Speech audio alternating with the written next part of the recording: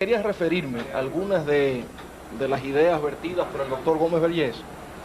cuando hablaba de que ya es una tradición en nuestro país de que cada vez que hay celebración de elecciones se está impugnando la legalidad de esas elecciones, y se remontaba desde el año 1966 hasta la época para decir, bueno, eso es una especie de repetición continua y carece de validez.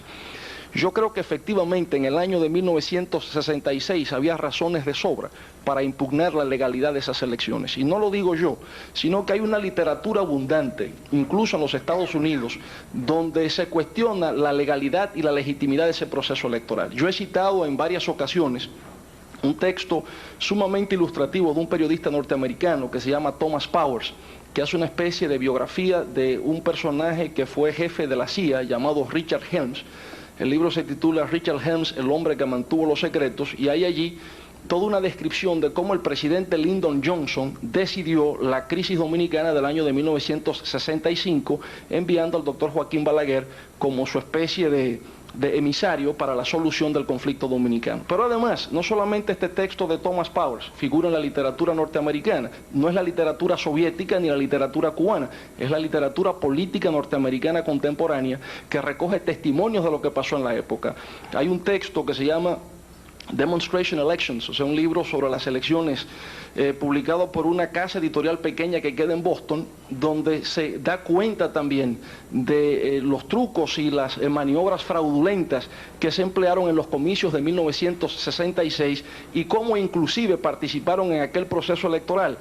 exiliados cubanos que habían tenido experiencia ya en procesos fraudulentos en Cuba y cómo transmitieron esas técnicas fraudulentas aquí en la República Dominicana. Pero en el año de 1970, Freddy, no habían condiciones en nuestro país para que se pudiesen efectuar comicios libres. Y por esa razón el profesor Bosch, que estaba en Europa, regresó al país vía Curazao, incluso fue detenido en Curazao durante 48 horas. Se le prohibió la entrada durante 48 horas al profesor Bosch. En el año de 1974, el Acuerdo de Santiago,